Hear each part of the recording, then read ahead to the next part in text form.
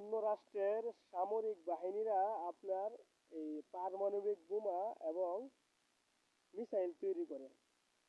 আর কিছুদিন আগে দেখলাম আমাদের বাংলাদেশের সেনাবাহিনীরা তারা ফার্নিচার তৈরি করে। বিষয়টা হাস্যজনক হয়ে গেল না? মানে সেনাবাহিনী কি জন্য যে ব্যবসা করতে হবে আমার এটাই মাথায় ঢুকে না। তারা তো রাষ্ট্রের কাজ করবে, সামরিক শক্তি বাড়াবে, অন্য রাষ্ট্রের হুমকি থেকে দেশের সার্বভৌমত্ব রক্ষা করবে।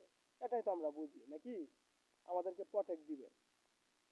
তো তারা এই ফার্নিচার, আসবাবপত্র, তেল, সাবান এগুলা কি জন্য তৈরি করে? আটা, ময়দা। হুম? কি একটা যে পরিস্থিতি দাঁড়াইলো দেশটার মধ্যে, শুধু ব্যবসা আর ব্যবসা। সবাই ব্যবসা নিয়ে দৌড়াদৌড়ি করে। সবাই যদি ব্যবসা নিয়ে দৌড়াদৌড়ি করে, তাহলে আমরা যারা বাংলাদেশের জনগণ রয়েছে সাধারণ, তারা কোথায় যাবো? হ্যাঁ, এমনি তো দেখেন না, ভারত, মায়ানমার আমাদেরকে বারবার হুমকি দিচ্ছে। তো এই হুমকি থেকে কিভাবে আমরা রক্ষা পাবো, এ বিষয়ে আমাদেরকে প্রতিরত হতে হবে।